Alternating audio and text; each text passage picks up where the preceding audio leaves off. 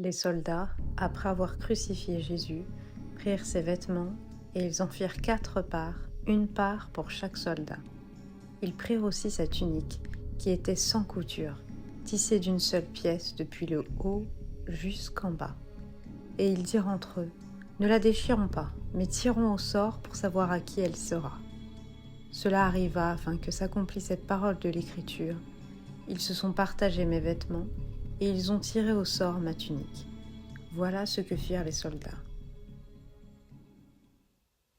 Ce court passage pourrait sembler anecdotique, mais dans l'évangile de Jean, rien n'est anodin. Chaque mot est porteur de sens, et cette tunique, elle nous parle.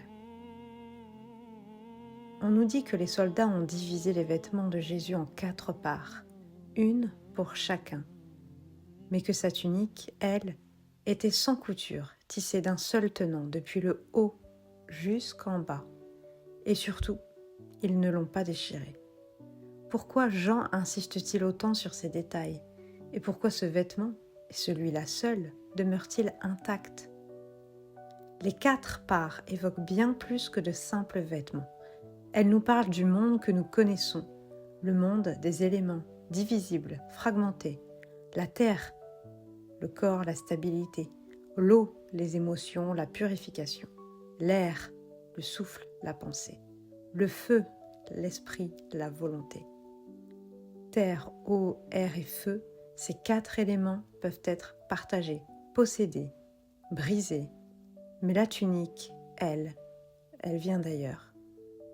Elle est tissée d'en haut, d'un seul fil, d'un seul souffle, d'un seul esprit.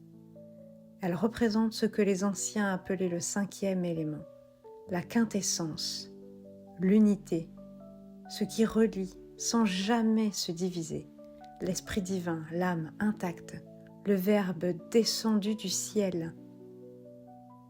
Même au cœur de la crucifixion, l'unité de Jésus ne se déchire pas. Son essence reste tissée d'en haut, intouchable.